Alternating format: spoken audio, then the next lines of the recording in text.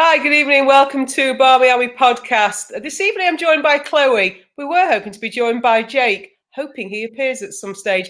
A very happy new year to those people I haven't said that to just yet. Chloe, how are you doing? I'm good, thank you, Debs. How are you? Oh, tremendous, tremendous. I think we're all having the time of our lives right now, aren't we? We're waiting to see what 2021 is going to hold for us. So fingers crossed, something positive. And I think as you and I were just talking before we came on air, hopefully an opportunity to get to a game live.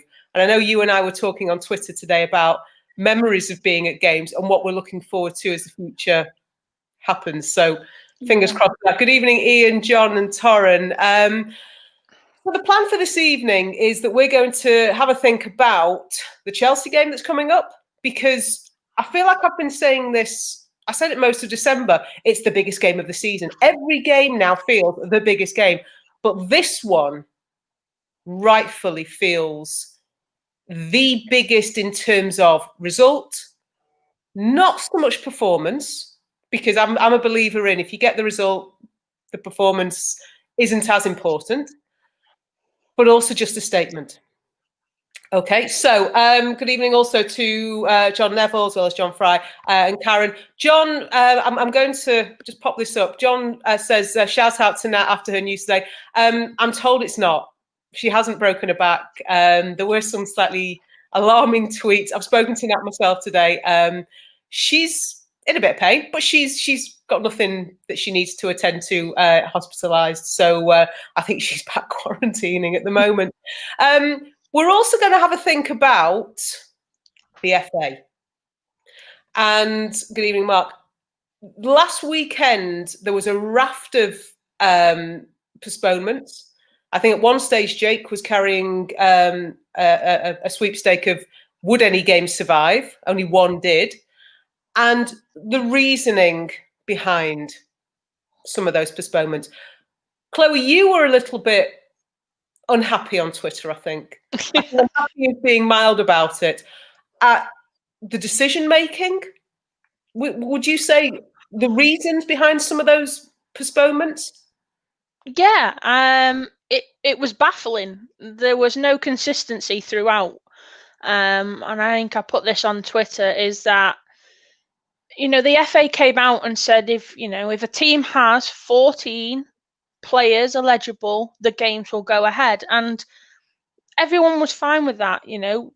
We started the season, we couldn't field the bench. Teams, Birmingham, have struggled throughout the season, so we knew what was coming up. But and then we fast forward a couple of weeks and we get to this shambolic weekend that we've just had, when teams of big squads and academies could field a team but got cancelled, and then you've got teams who couldn't field the team, i.e. Birmingham, don't have the access as much to their academy, but then have to forfeit it because they can't field a team. Now, we keep saying this year on, year out. The Women's League, we're going to grow it. The WSL, after the World Cup in 2015, women's football is growing in England. How can it grow to a respectable level when we have a shambolic weekend that we just had? I don't think there is anybody watching this who will disagree with a single word of that. And I actually feel like we could just pack up after that and go, that's all done. Absolutely. John Fry, scandalous, couldn't understand some of the reasons. And Mark then goes on to say, some reasoning defied logic. I was scathing and I said that the FA aren't fit for purpose. Nothing's happened that makes me feel that I need to amend that. And following on from what you've said there, Chloe, Mark says there, the past weekend has made the league look amateur. It was before the Christmas break when Bristol had to field a team of, it was a scratch team more or less, because they had players isolating and they played City, got absolutely walloped. And the questions were around then of why did Bristol have to play that match? So with that as a precedent, we've then come to this last weekend where players have been quarantining either after positive tests or having to isolate because they share or have been in close contact with somebody. But the one that got me was, well, there were two things. One with Arsenal, apparently their academy isn't classed as elite and therefore they're not being tested. This is Arsenal. Okay? I know they can't afford to keep Gunnosaurus on, but look after your girls' academy. So they couldn't field 14 players. This is after one of their players has posted a picture on Instagram, clearly having broken the law because she travelled out of a tier 4 area. That's a separate matter. You've then got City, who can't field enough players, but also happen to include 2 players who were never, ever going to be possible as in their team. You've got Rose Lavelle, you've got Sam Lewis, neither of whom were going to be able to be picked because they're still in the States and they're staying there for an international camp. But they were accounted for. Karen's there. Okay, so never seen something so crazy. Being from the US, you know what? I'm not going to say the word, but I agree. Okay? Yeah. You're right. It would never have happened. And the outward image that gives of the women's football professional, the elite, the top level of the football league in this country is appalling. We then end up with a situation where Birmingham can't field a team. They've only got 10 fit players. But because there were no COVID cases, their only option was to, correct me if I'm wrong here, their only option was to forfeit the match and potentially have the points awarded to Spurs, is it?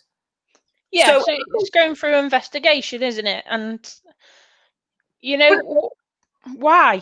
Why is it going through investigation when... Where's the duty of care for your players, first and foremost? From the FA, where is the duty of care that it's okay for a professional, and this is the key word again, professional team in a professional league can only field 10 players, not even the full team, but you can go ahead and carry on. And had there been a COVID case, that would have changed it all completely. Or had there been a player isolating and led to believe, I'm sure Ian knows the rules inside and out. He'll tell me that I'm wrong on that. But that came up against 2 matches being postponed. And it just doesn't seem to make sense. Fiona absolutely agrees with you. No consideration of player safety. John Fry, clubs using COVID as excuses to hide their injuries and scared to lose, which brings us on to our match. Thank you, John. You've allowed me to segue seamlessly. Friday morning, both Casey and Willie Kirk do their press conferences, or sorry, Willie Kirk does his press conference and announces that they have no positive cases. Nothing to worry about. They're good to go ahead. We, being the cynics we are, were thinking, good evening, Namrata. We were thinking, oh, I wonder what issue with the ground Everton will come up with. No, no, no, no, no. They found a new one. Because by the afternoon, they discovered that they had, players who had tested positive the week before were okay now, but still weren't fit enough. So they are classed as a COVID absence rather than players just not being fit, a la Birmingham. So, unbeknownst to us all, that game is now qualifying as cancelled, as postponed. That's it. So Casey hears what Willie Kirk said, goes into a press conference, knows that the game's been pulled and cannot make sense of it. Too many reasons. And Fiona says it here, the rules are open for manipulation. Okay? So I was angry. I'm saying it now. And I said it to people on the social on Sunday. I was angry on Sunday because I felt cheated out of our match. Because then Fiona says, very good point, Everton suddenly discovered a player had a stress fracture that morning, so they were down to 13 players, so they were under the magic number of 14. Ian's chipped in. FA will say Birmingham squad size is their own fault when it comes to injuries. Okay. John Fry, I said last Wednesday the game would be cancelled. Bird droppings on the pitch. Yeah, you're not far wrong. They are full of bird droppings. Correct, John. Thank you. Oh, the language is choice tonight. And Mark says he heard on the grapevine that the grass was too long. That's going to be the excuse for when that's rescheduled. So Everton have got something. I felt cheated out of our match. I'll be honest with you, Chloe, because I still see no reason why that game shouldn't have gone ahead other than Everton cheated their way out of it because they knew they didn't have players fit and they want to play us at a better time. Thoughts? Yeah. Again, it's becoming a common theme and it's becoming annoying and frustrating. And again, you come to this elite status and professionalism. Everton have been going years. They're not just this club that have appeared from grassroots. That they have been one of the elite women's football teams for years. They've moved to this new ground. It's supposed to be upcoming, brilliant. And, you know, we go and we have a match postponed because the roof's faulty. We then have the cup game that's rearranged, that was cancelled because of the faulty roof. There's a hole in the pitch. This is a new stadium that they have moved to. And in the space of probably less than a month, they have had, against us, again, 2 issues. Yeah. Now they're probably thinking, oh, we can't get away with a third one. I mean, there's not much there at that ground that they can make up an excuse for now, let's face it. So there had to be something amongst the team, and COVID was an easy option because you can't, sadly, at this current climate, challenge it. You can't. You throw the COVID word around and it's like, oh, okay. Whereas, you know, if they have known they have had, you know, it's not just come from New Year. They have said this has come from Christmas. So they've known about it. So I think it's a kick in the teeth from Willie Kirk, you know, he's taken the mick a bit with women's football as a whole, with the FA, to think that he can come out and just lie up front to everyone, knowing what's going on behind closed doors and getting away with it again. Namrata nails it. Small club mentality. That's what we're talking about with Everton. I'm just going to put a comment up here that I'd like you all to hold on to for posterity. Mark says I'm right. Napey, good to see you. Not vodka, although I don't think I need any encouragement the way I'm feeling at the moment. Mark's all right. Here's one for you all, actually. The excuse for the next excuse that Everton will use. I'd like your suggestions. Mark's going to suggest that the toilets are blocked. Okay, so if anybody wants to throw in an option. Oh, you were doing so well, Mark, as well. No, it definitely isn't. Ian, we'll come on to the issue about the FA Cup, but Ian suggests that game will be rescheduled for the 31st of January now that the FA Cup is on pause. Well, he's told you there. No idea if Everton will get players back for that. There was a tweet that somebody put out that players who can't make the first fixture shouldn't be allowed to make the second fixture. Now, I know that that's a great idea, because then you can't get an advantage. But if the game was cancelled because you didn't have enough players, it won't be able to go on and say. But it would be cruel to have, I think cruel is the word, and I know some people say, no, we're going to beat them no matter who they've got, if they suddenly put out their strongest team, when we, at the beginning of the season, against Chelsea, we had to, Casey says it, she put Jackie on the bench because she had nobody else to bring off and make a difference. So we've played. I'm proud of our team for that. Casey didn't shirk it. Fiona's got a suggestion here. The corner flag looks funny. Okay, that's an interesting one. John Fry, yeah, just proves our point. Absolutely. Oh, we've got company. Oh, we've got company. Jake, I hope you're joining us because I'm putting you straight in. Good evening, Jake. How are you doing?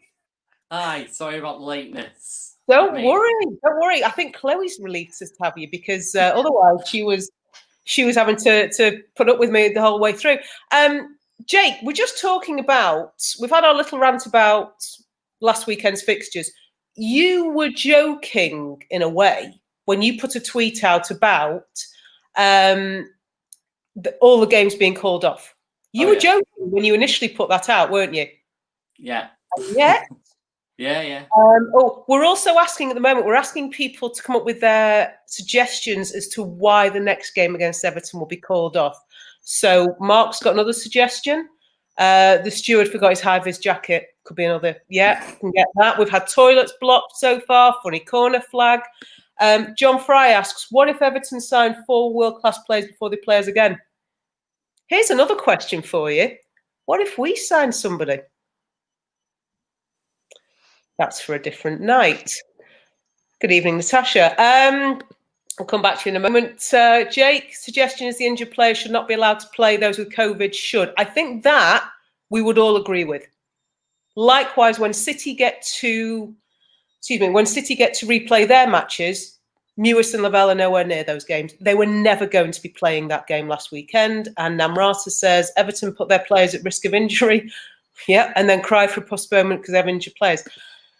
Jake, could you believe what was going on last weekend? It was bizarre, wasn't it? I mean, it felt like Everton had just sort of plucked an excuse out the air and just threw it out there. But it was, I said this to you on Sunday in the social. It's funny because you compare it to Birmingham, where they've been honest and they've come out and said we can't fulfil the fixture, yet they're being punished. You look at Everton; they've sort of wriggled the way out of it. So it was strange, and I think the frustration was clear to see through all of us and through all United fans. It was we were very annoyed, but look, they've done it. They've got out of it. Second postponement this season, where I really think they should not have been allowed postponement. But look, there we are. Yeah. Ian's suggestion: the goalpost got nicked. Okay. John says that any signing could play for us. Yes, I'm just saying that there may be a signing if it happens by the 31st of January. Don't quote me on that one. However, Fiona then goes to say, following on from Namrata's comment, to be fair, any home game for Everton puts their players at risk of injury. Absolutely. It is nothing more than a park, a public park. I'll come back to that. Namrata, Willie Kirk shaved off his beard, can't show his face for 3 weeks, 3-week postponement, 3-match postponement. Yeah, I think that's going to be the next excuse as well, because it get a bit cold in the winter, so Willie can't come. Yeah. Bring on the suggestions, because I think it's fair to say after last weekend, the more ridiculous they are, the more possible they are as well. Fiona's saying there that any home game for Everton, we were told last year, and do you remember that time? Just less than a year ago, February the 23rd, I think it was, on a very cold, windy public park. The last time we all attended a match together. And we had been told, this is Everton's new ground. This is something special. And we rocked up to what was literally, as I say, a public park. I have a colleague at work. She lives around there. She talks like she's from there as well. It's not good. It's not healthy. And when I told her that where we were going that weekend, she went, "You're going to Wally Hall Park? That's where they used to have the parade and the carnival and the stuff as a kid. It's rubbish there." And yet, this is now, and I get why in terms of locale and public transport, it is not fit for purpose. And as Fiona says, any home game for Everton puts their players at risk of injury because that pitch is appalling. I think a waterlogged pitch will be, as boring as it is, that'll be the next excuse. I almost expected that to be one of the reasons that they were going to cite. Napi says it, worst ground in the league. Oh, that's a whole nother podcast. Everybody, name you. I've still, and I know we didn't play there this year, but West Ham, Rush Green. There's a name for it. There's a word to describe it. I think it's one word rather than two. And there are 2 syllables. The second syllable is whole. I'll let you just think of the first one. It's a shame, actually, Jake, because if Wally Hall Park is the worst ground in the league, Southport might have been the best away ground in the league. Would you agree? Oh, yeah. Yeah, I mean, we've said before, haven't we? We need to start the petition to get Everton back to Southport. Do you know something? We'd have had that Conti Cup game played on time, had that been the case. And maybe some of their players wouldn't have been injured from playing on a public park. So, not happy. Last week was the weekend that showed how amateur the Women's League is. We've now come to a decision by the FA, the wonderful FA, who know sweet, that they're going to suspend the FA Cup. The more sensible option, I feel, at this point, bearing in mind that one of the suggestions was, oh, we're just going to flip a coin and come to results that way. Chloe, could you believe that that was actually said? No. No. And it just topped the weekend off of amateur hour, because that's effectively what this weekend has just been. I was baffled by the whole weekend. The game postponements, the logic of the FA, the inconsistency from the FA, and then I see this, that games could be decided or draws could be decided by a flip of a coin. And I think I just stared at my phone for about 5 minutes and thought, I've just gone into a bubble, because I feel like I've stepped back 15 years back into women's football. And, you know, even the players have come out and say, I saw a tweet from Jess Fishlock, and, you know, what sign does it show to them as players who are trying to push this game forward week in and week out, have been through the bad times of women's football, for the FA, their governing body of this league, to come out and go, well, do you know what? Actually, this is how much you mean to us, because we're going to decide a prestigious cup by a flick of a coin. Spot on with everything you've said. I just want to catch up on a couple of comments. No, not that one. Let me catch on before it goes off. FA's missing a big opportunity. We've got so many US national women's team players in the WSL. People want to watch, makes the FA look a joke. Trust me, this isn't the only thing the FA are a joke on. Mark goes on to say, if they did use the flip of a coin, it would ruin the cup. He loves the FA Cup. We were talking about this earlier, actually. Giant killings are part of what makes it so special. He says, but if we do go to a flip of the coin, he's calling heads. John Fry hopes the idiot who suggested it got sacked and put up against the wall and played Russian roulette with a firing squad. I probably think, no, in the FA, they've got a pay rise, whoever that person is. Mark's changed his mind. He's now going tails. Torren, some grown-ups need to have a long, hard talk with the FA. Mark's changed his mind again. Napy's agreeing with you, and Chloe, absolutely right.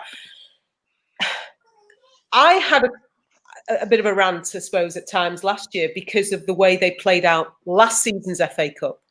Because what they ultimately did was they prioritised the FA Cup and said, we will get this competition completed no matter what. And what they did was they ran it into the next season. I know, Jake, we talked about this because in Belarus, they do the same thing, is it? Where they play a cup competition over 2 years. And Jake is our Belarusian football correspondent, in case anybody's interested. And that was the norm for them. It's certainly not the norm for us, because you had players, and I think Chloe Kelly was a prime example of this, who progressed through to the quarterfinals with Everton, then during the summer signs for City, goes on to win it with City when they've played Everton in the final.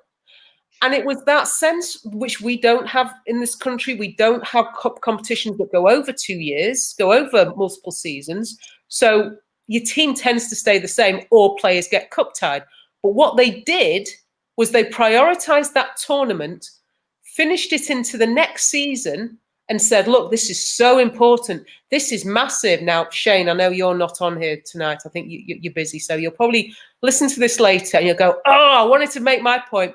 Because Shane's point is, last season was the 50th anniversary of the FA Cup. And he is adamant, and I won't disagree with him, he is adamant that the only reason it was completed last year was because it was the 50th. Otherwise, they'd have just let it go. I know Ian's also said in the past that it was only because they really got to the quarterfinal stage that it was easier to finish it.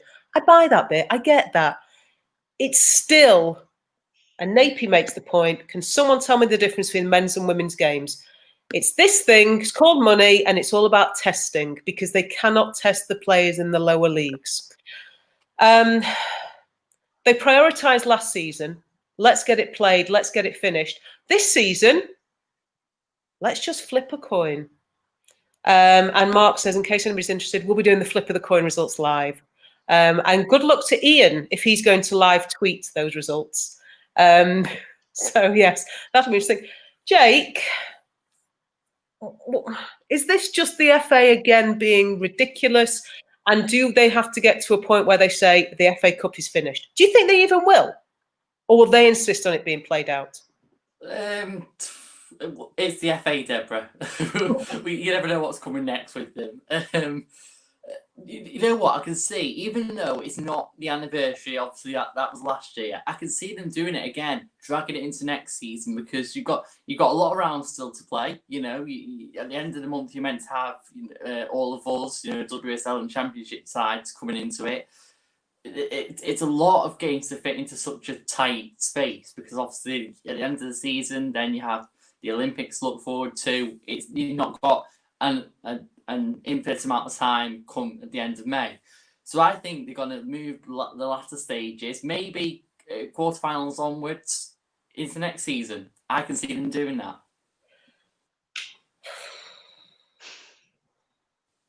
Not happy with that, Jake. Ian's happy to take that on board, though. He says he can live tweet a penalty shootout, a coin toss. I assume he's saying it will be a piece of cake rather than he's going to tweet about a piece of cake. But I feel like I want to set Ian that challenge. Vincent's doing my job for me. Come on, guys and girls, like and subscribe. Absolutely. Mark says here, they'll want it played in the hope they can get fans into Wembley. Now, this is an interesting point, actually, because the Carabao Cup, the men have put the Carabao Cup final back to April in the hope that fans can attend. I wonder whether that will be in the minds of the FA, because this is their showpiece. This is their thing. The FA Cup, I remember when I was younger, it was always, for me, the one match, the one women's football match I would see, because it was always on the BBC. You couldn't really avoid it. It was, I think it was bank holiday, somebody will correct me. And it was easy to see. It is their big match. Namrata says they also completed the 2020 FA Cup because the big clubs were still in it. No way is United City getting to. Can you imagine if that happened? Because obviously we haven't drawn City. Oh yeah, we did. That's right, in the Conti. Can you imagine when we get City again in the FA Cup? Sorry, we're going to a coin toss for that one. Can you imagine that? Because I don't think I can. Chloe, do you reckon the FA would do it? The FA would do anything at the minute. I think realistically, no, but they just keep throwing whatever they want. It's like a circus at the minute with the FA. You think you're going to get one thing and they throw in something else more ludicrous, and that wouldn't put it past them to coin toss the result of a Manchester derby. Why not? Why not? I can imagine, though, that if they do have a coin toss for it, because they'd have to have some level of pomp and circumstance for it, the captains or the managers, and probably the captains, would have to turn up a la John Terry in full kit, as the coin was. Yeah. Jake, have we seen the worst of the FA yet, or is there more to come? I like to think so, but also I don't think so. I think there's another twist in the tale, so to speak. Look, I don't know. It depends when they're actually going to wake up and actually take things seriously, because I think they've said this whole coin toss thing, knowing that the teams that they're saying this about are lower down the pyramid, so they think they can get away with it. They can't, and even though the teams lower down the pyramid aren't professional, they aren't of our standard, there's still girls playing football to the best of their ability. They should still be appreciated and accepted for the job they do. This is people's dreams, ultimately. And I as I say, I was talking to Mark about this before, and I was thinking about the Ipswich team. I think Ipswich, they ended up playing against City last year. And yes, they were hammered, but what a dream for those players. What an absolute aspiration that's what you can achieve. And that's what the Cup does. So to take that away from players at any level, you're right, Jake. Absolute joke. So John Fry asks the question that I asked before. What does the FA stand for? The FA, a bit like Man City, buy one, get one free. Hopefully we've had, that's it. We've had one ridiculous weekend. We've had coin toss. That's it now. Namarata makes a point here. The FA have also suspended the FA Youth Cup in men's football. No talk of coin tosses there. That's a really, really good point. In terms of professionalism of the game, we are on the verge, and I think it's been said multiple times, there is a new TV deal. It's been reported in some of the papers. It's not been confirmed yet. The hope is always that this will make a difference. This will bring the game kicking and screaming, but I still feel, and you know what, I'll say this, as long as the FA are involved in women's football, it won't grow to the potential it can. So let's put last weekend to bed and let's get ourselves settled for this weekend.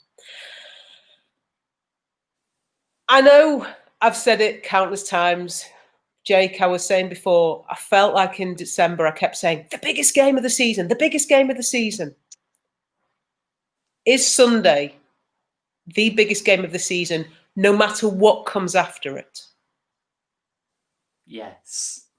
100%, yes. It's not just the biggest game of our season. It's the biggest game of Chelsea's season. It's the biggest game of the league, full stop, for this season, if you ask me. It's massive, isn't it? It's the champions, massive Chelsea, against what were formerly Little Man United in 4th place, who've come out of nowhere, sitting top of the league, and are a real threat to those hoping to get to the title this season. Chelsea know they need to take it seriously, you know, and you look at the squads, that they have a much better squad than us, but we're so high on confidence. You know, this is the challenges, champions against the challengers. It's massive. John agrees with you. He says yes. Vincent makes the point that it's also biggest game of the season for the men on Sunday. By 6:30, some of us could be a little bit worse for wear. Karen makes the point, going back to the FA, with the FA being such a joke, you're going to keep losing big names. Do you know what? That's a really good point. You can't sell the product half as well if you've lost some of your big names. Ian says he's nervous for the weekend, never felt like this before for a women's game, only for a men's game. That's how big this game is. You know what? I completely understand that. Chloe, who's under more pressure? I think Chelsea, just. I think if we'd asked that question at the start of the season, it would be Chelsea way ahead. But I think how the season's gone and the position we are in, we are edging that bit closer. I think still for them, you know, like you say, they've won it before. They're the big team in the WSL, and we're still forming, we're still growing. But I think we've hit the ground running faster than any of us could have pictured. I mean, we go on with this 5-year plan that we in the journey that we set back at, and I think we've blown that out of the water. I think we've gone full steam ahead, and I think we've just got to go for it on Sunday. We showed that at the first game of the season. None of us, I don't think any of us, thought we'd come away with a point, let alone score. I think, you know, the reaction on the watch-alongs proved that it was like a weight lifted off our shoulders. We went 1-0 down against a top Chelsea team. For us, who couldn't even field a full bench, we hadn't got, you know, our American superstars at the time, to come out with a point then, and we've just grown ever since. So I think I think the pressure's on Chelsea that United are coming and we're coming quick, so that they've got to up the game. And I was thinking about this over the weekend, and I think people were worried because Chelsea had battered Reading and whatnot. These games doesn't matter what you've done beforehand; it's on the day. And I think for me, the defence is going to be where it's won and lost. We know our front 3, 4, the strength, and we know the talent that Chelsea have in their attacking line. I think the weak points can be from both defences, and I think that's where the game is going to be won or lost either way. I can't disagree with any point you've made there. You mentioned about the watch along for the City game, and I think I've said it on a previous podcast. That is the most I have celebrated a goal this season. More than Tobin's goal against City, more than Kirsty Hansen's equaliser. That, even more than Tooney's against Arsenal. That goal, I celebrated more. Partly because of who it was. It was a goal against one of the top 3. It was a point as well against one of the top 3. We had nobody, it felt like. We were waiting for these Americans. They hadn't even been announced yet. I think Casey did her after-match press conference and was just, we'll wait and see, we'll wait and see. And there was still a few days of the window. We knew it was happening, of course, but that game for me, and I've asked the question, where would our season have gone had Sam Kerr put all those chances away in the first half? I know it didn't happen, and football is often, sport is always about if ands and buts. We can talk about last night with the men's game as what if this, what if that. End of the day, we got a draw against Chelsea, and look at what that's done for us confidence-wise. Nat says we're cool, never be worried, we're fine. Absolutely fine. In respect of the 5-year plan that Casey's always quoted as crawl, walk, run, it's now crawl, walk, run, sprint marathon, ultra marathon. I think we've said countless times the signing of the Americans blew that out of the water. And I asked in previous pods whether that was a sign that Casey had thrown this 5-year plan out of the window. Mark says in terms of gameplay, soak up some of the pressure, hit them on the counter. John Fry says we need to play our game, not worry about Chelsea. Vincent, I've lost your message, but you said something about we'd love to have the 21 shirt there. Of course we would. Of course we'd love to. Do you know what? For anybody who knows me well enough knows that I'm not as big a fan of sports memorabilia as Mark is, but there are some things I really wouldn't mind. A 21 there. In fact, I think I could find space for 2 21s. Saying. Mark says that was his favourite watch-along moment. One of his favourite watch-along moments, Jake, that goal celebration against Chelsea. Jake, do we take a point quite happily now, if it's offered to us? Ooh, yes, but okay. Look, Deborah, I'm dreaming. This season has got me dreaming to the point that anything is possible. This sounds weird. Like if you'd sort of given me a view into the future and saw me tonight saying that I think we can win against Chelsea, and I would not only take a win, but would prefer a win, if you know what I'm saying. Believe that it's doable. I'd say I'm crazy, but look, these last five months or so have been incredible. They've been a real step up, and I think that the draw back on the opening day against Chelsea really set the tone for the whole season. This was going to be a season that we were going to achieve more. We were going to get the results. We were going to grind out the games against Tottenham, West Ham, Reading. Spring to mind. Those weren't easy. They were pegged back in, and we came out. We won all 3 of those games, which were tough. And now here we are, Chelsea. The only thing I can think of is, they have a bit of an advantage having played last week. We didn't. But anything can happen on the day. And I'm starting to believe, I'm starting to dream, and the result of this game is massive. Okay. As an aside, Karen says, extend the Americans' contracts. We would if we could. I don't think anybody here right now would say, oh no, I'd rather play next year without certainly Tobin. And I know I think we're still waiting for Kristen to hit the heights. Hopefully she starts hitting those heights on Sunday. I think we'd all keep them. In answer to the question that I asked you, Jake, would we take a point? No. So, yeah. Wow. But then Nathan says an away point at Chelsea is as good as a win. Okay. Mark says he agrees with you, Jake. If we didn't get anything from the Chelsea game this season, could be very How big an issue as well, because you touched on it there, Jake, how big an issue do you think it is that traditionally we've been really poor coming off breaks, whether that's from an international break, whether that's from a Christmas break? That's never, we've been slow to get going again. Chelsea played last week, we didn't. How big an issue, Jake?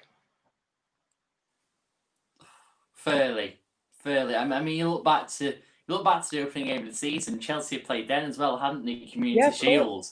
The only good thing about that was they looked really slow in that game. They looked really slow, and the Community Shield. This was not ours.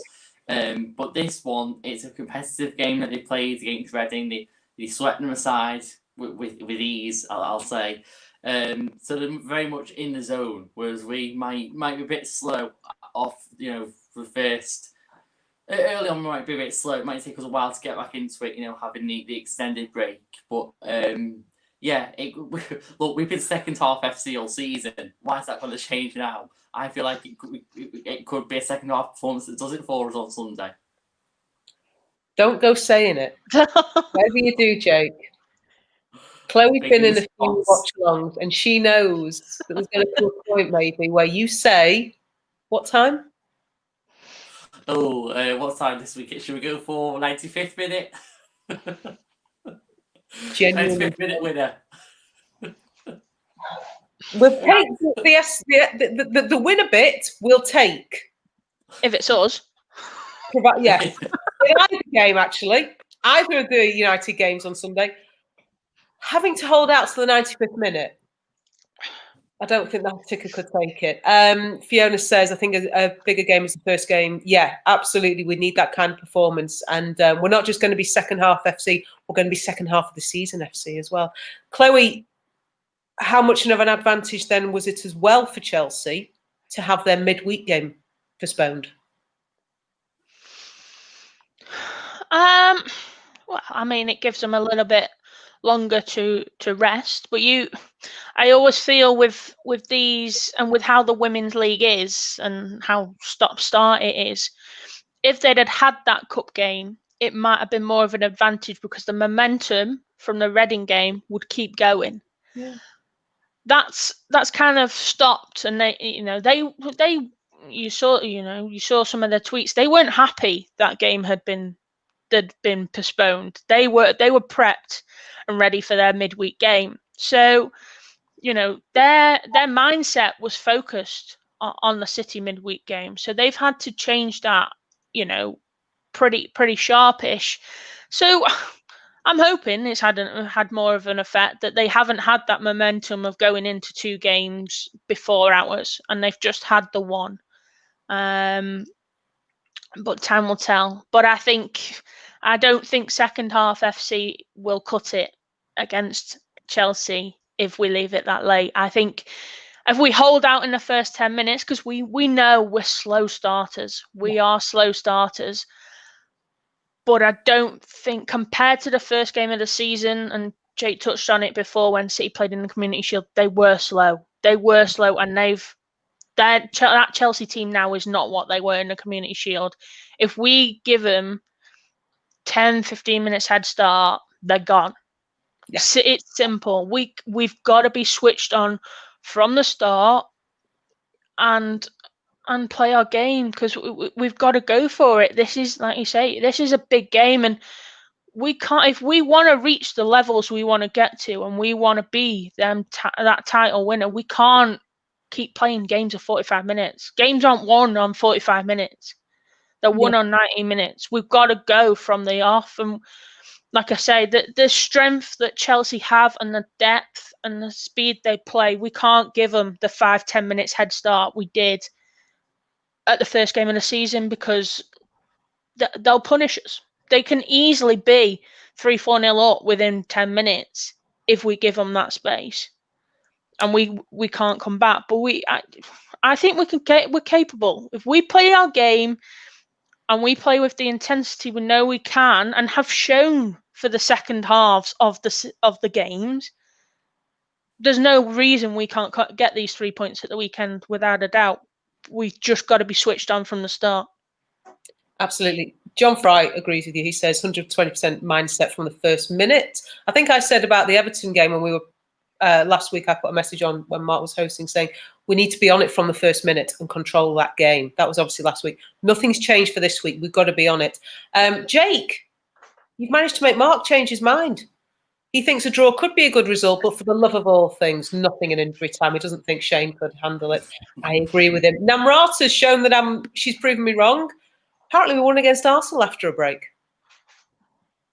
Okay, didn't think about it. Forgot that one. So there's an interesting one, actually. That I think Arsenal were poor that day.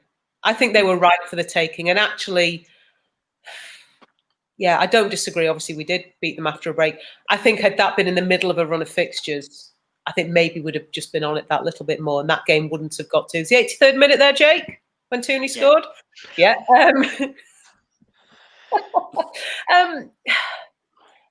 Chelsea were complaining about that game being postponed in midweek because they didn't know when they were going to be able to fit their fixtures in. With the FA Cup now being suspended, and with at one point our best, or at least, sorry, I've just watched Raheem Sterling blaze over a penalty that was absolutely hysterical. If anybody's watching that, get on it, because wow, I think it's still climbing. Frightening. And I've completely lost track of where I was going. Yeah, fixtures. We talked in the socials, I think, Jake, and we talked in maybe some of the watch-alongs, Chloe bear me out on this one maybe, about fixture congestion in the second half of the season, how actually that might really help us. Because we've got teams in Europe, teams that we might be competing with for a place, certainly in the top three, certainly for one of the European spots at this stage. Let's keep it at that. Taking the FA Cup out of things, does that help them and therefore hinder us? Jake? Possibly. Look, I think maybe, they weren't, obviously, as I say, they weren't happy that they had to have a fixture postponed, but I think that's a blessing in disguise for them, definitely. Because they played at the weekends, playing midweek, 3 games in the space of 7-8 days. It would be a strain on the side, definitely. But I think having that one game and a good rest for a week before it is the right sort of preparation. And I hate to say it, and I hate to sort of big them up, but Chelsea do thrive when you've put a good run of form together, like us. We can go on about how good we've been and how amazing we've been all season, how we've not lost, but Chelsea are in the exact same boat. And I think them having a full week's rest will do them wonders. So helps them. Chloe, does it hinder us then, the FA Cup being suspended in terms of fixture congestion for the teams? Not just obviously this weekend, but going forwards. I think yes and no. I think it's hard to get consistency of games in this league, no matter what cup we're in, whether cup or league.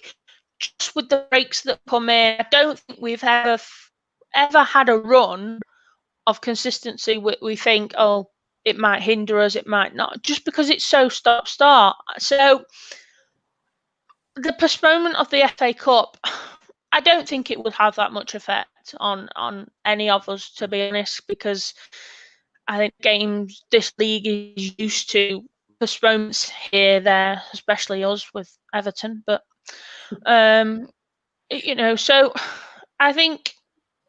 I always think if you have a run of games, it helps. But I don't think, compared, if you look at it to the men's, I think that's more men's side than the women's. I don't think the women's has ever had that consistency of that you could fit in a run of games to get going. It's just a league that stop-start no matter what cups you throw in the way. That's always been one of my issues as well, that whole stop-start nature. I think if you're trying to get new people into watching the league, into watching women's football, the constant breaks, you seem to get 3 or 4 matches and then a break for a couple of weeks. It's hard to keep momentum going with fans. It's hard to keep interest going. So, okay. There'll be a lot to chew over next Wednesday. I have to say, whoever's on the pod next Wednesday will have a lot to chew over. And the watch-alongs could be interesting as well. So let's look towards that game. Okay? Jake, imagine you're Casey. Just imagine for a moment. Obviously, you're making Jane Ross captain and having it around. Who's your team for that? Oh, well, I'll tell you one thing about what Casey's going to do. I think she's going to have a trick up her sleeve. I can see another situation like the last game against Chelsea, where you leave a big name on the bench and you bring them off and they have an impact. I can see that happening again. But that was done because we were down to bare bones. She had no option. Now she's got more players to play with effectively. She can go with a full strength 11, and she can still have, as she likes to call them, game changers on the bench. So, who's she going with, Jake? Come on, put your money where your mouth is. Okay. Sorry, Jake. Just one question. If you are Casey, Mark says, "Can he have a match for one, please?" I'll go on then. All right. What? Because also this feeds into tactics. Yeah, absolutely. So, do you want the full 11? Or... Go on, Chloe. I'll ask you as well, so you can have a bit of thinking time on this one. Go on, Jake. Obviously, Mary in goal. Yep. Back for Honor, Turner and Turner, Kirsty Smith. Midfield. This comes down to what formation I want to play, you see. Do you know what? I've got to have Leah. Got to have Leah on the left. Stick Tobin on the right.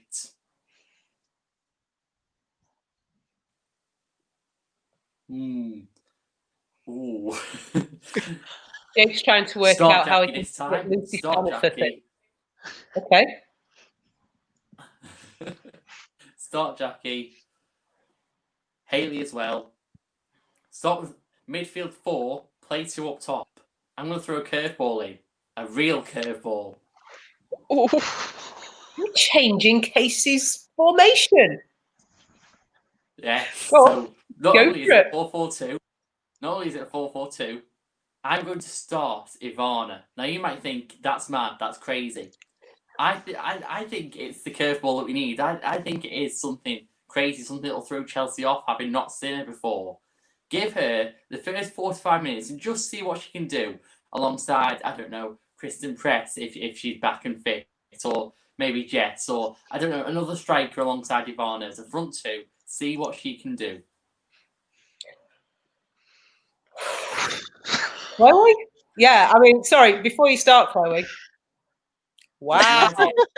Just an idea. It's a Mark, risk. to be honest with you, Jake, you put your money where your mouth is. Mark's saying he's not going to share his team due to league lineup. Poor excuse. Poor excuse. And Namarasa doesn't recognise. Yeah. I have to say, Jake, you've gone for it, and I give you credit for that. You've gone for it. Chloe, we starting with Mary in goal? Yeah, without a doubt. Jake, you throw me with Ivana. That's. Do you know what though? It would be something Casey would do. Yeah, it is.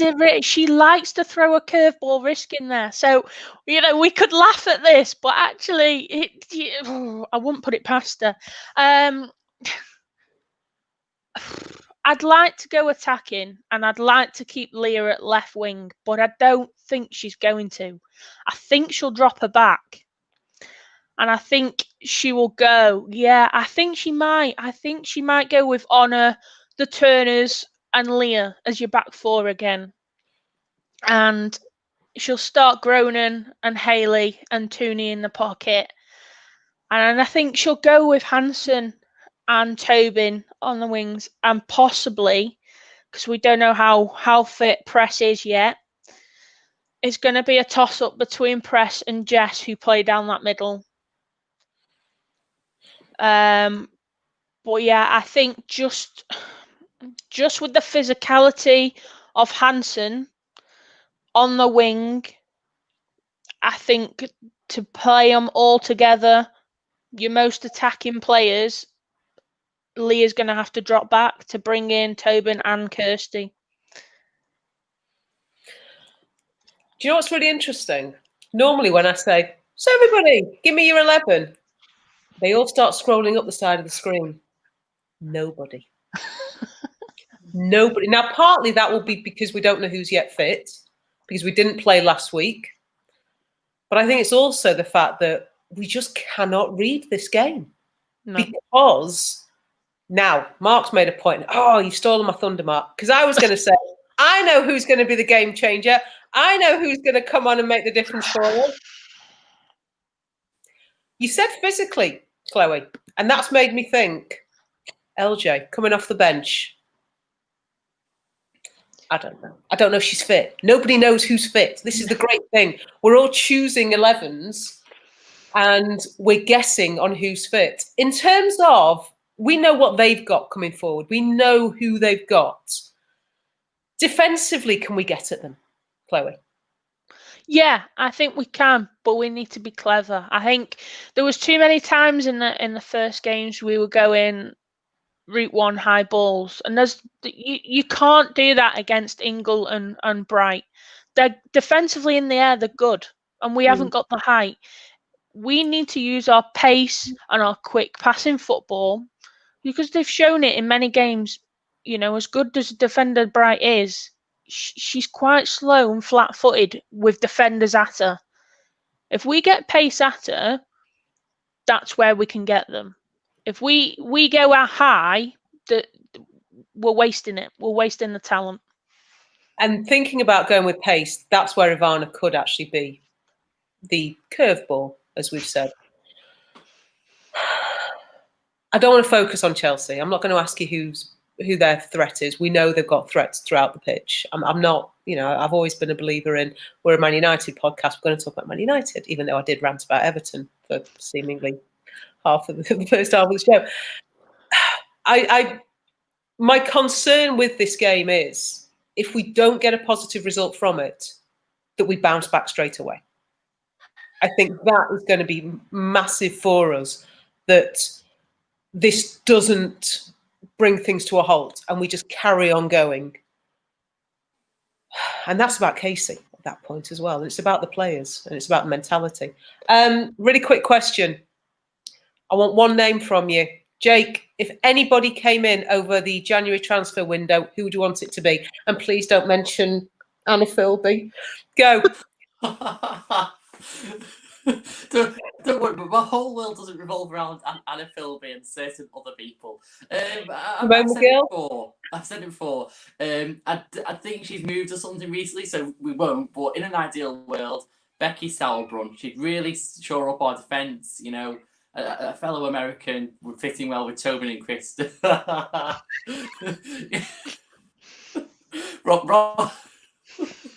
Wrong area of the pitch there, Mark. I think we need to focus on defence more than attack. But yeah. You want a defender? Yeah. Okay. Oh, I didn't mean to put that one up. What? Chloe? Yeah, I agree with Jake. I think our defensive line is where we need to improve. I think we see that Lotta, maybe on her way. We need cover there. But I also think we do have the Turner and Turner partnership, and I mean, we've not mentioned her recently. We got Abby Mack in the summer. Has she hit the ground running that we thought she might?